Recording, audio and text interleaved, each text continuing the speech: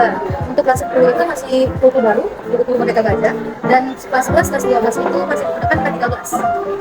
Jadi kurikulum Merdeka Gajah itu baru diterapin Tahun ini, iya.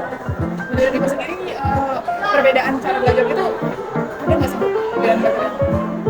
Perbedaannya ada, signifikannya ada. Itu lagi pada penyampaian tadi, lebih ke tipologinya. Perbedaannya, bukan lagi secara manual, tidak lebih ke Contohnya kayak gimana tuh?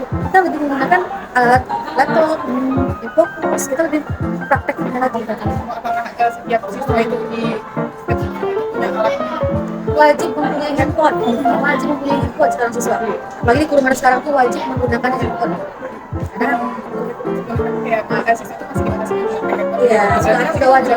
Iya, kebebasan itu dalam arti melihat pelajarannya apa materi yang karena kita kan ada buku magang. Kalau bisa dadakan dikirim ke rumah kok, mereka membuka. Tidak bentuk yang lain. Perkembangan dari siswanya sendiri dalam belajar itu Karena ini masih masa peralihan dari SMP ke SMA, semester 1 ini mereka belum nampak. Udah di semester 2 baru nampak mereka bagaimana pendapat kurikulum ini. dari hanya yang merasain Agak lumayan sulit sih, kenapa tidak sulit? Siswanya juga belum bisa menerima. Kenapa belum bisa menerima? Ada siswa yang masih minim keuangannya, karena kan kita ada juga zona kan yang minim gak ada handphone, itu nggak bisa maksain. Itu saya nggak ada handphone, jadi mereka untuk web mereka tuh nggak ada. Kapasitas mereka untuk belajar akan komputer nggak?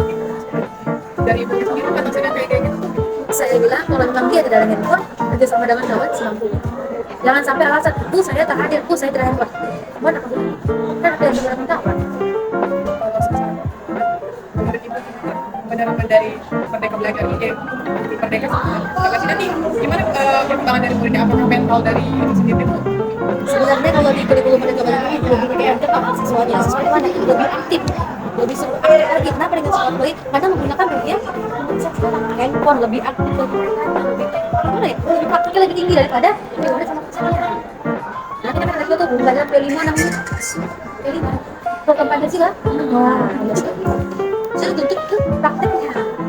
Karena kan kita P5 tuh suara demokrasi, budaya hidup kelanjutan sama kebijakan bersama. Kalau praktiknya itu sendiri Bu, itu berpengaruh nggak sama minat belajar siswa? Apa makin meningkat atau gimana? Makin meningkat. Kalau kami menjalankan P5 kemarin sebelumnya adalah suara demokrasi mengenai pemilihan OSIS, makin meningkat praktik yang tadinya siswa terimono diam di kelas meningkat, lebih aktif mereka. Karena siswa sekarang itu kalau dilihat di lapangannya ya, mereka lebih suka praktek langsung di lapangan daripada di kelas. Iya, sangat khusus untuk belajar. Kalau tantangan yang Ibu rasakan selain dari keterbatasan orang itu belum punya HP, apa Bu kira-kira? Tantangannya memang harus ekstra sih sebenarnya menghadapi mereka, karena ada saja masalah dari siswa tadi. Yang dibilang kayak kami kan semua itu Zoom, HP tak ada, uang dia tak ada, banyak sekali kesalahan dari mereka.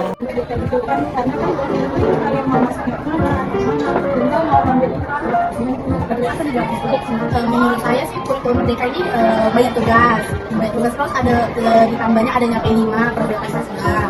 Kalau di kurikulum 13 kan nggak ada tuh, kalau di kurikulum 13 sekarang juga nggak banyak. Kurikulum Merdeka ini gimana sih? Kalau menurut saya masih karena kan ngerasain dua jurusan sekaligus. Terus ya gitulah, banyak tugasnya, belum lagi kurikulum Merdeka ini kan tugasnya lebih banyak yang berkelompok dari kurikulum individu. Jadi kan kadang kelompoknya itu ada yang enak, ada yang enggak. Terus ya itu sama P5 sih sejauh ini enak aja sih, ada yang bikin susah kayak tugas-tugas lainnya. Kalau boleh tahu P5 itu dia berkelompok. Nanti misalnya ada temanya kayak kemarin sudah demokrasi, kayak misalnya pemilihan ketua OSIS. Jadi kita ikut memanfaatkan yang melancarkan pemilihan ketua OSIS. Ikut memilih gitu. Berarti berdasarkan kalau Pancasila ya. Terus kan kalian ini dari dari masuk Jepang, kalau isinya kalian gitu. Kalau menurut ada efektif nggak sih untuk menemukan kalian lumayan efektif sih, soalnya kita kan langsung merasakan gimana caranya belajar video tulisan langsung. Maksudnya ada yang lebih gampang, ada yang lebih susah.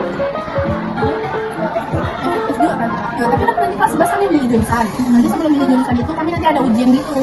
Ujian yang mau masuk IPA atau IPS, misalnya bakatnya di IPS, masuk IPS dia. Oh, berarti ujian lagi. Ujian untuk jurusannya lagi. Misalnya dia lulus di IPS, dia masuk IPS. Oh, dia mau masuk IPA.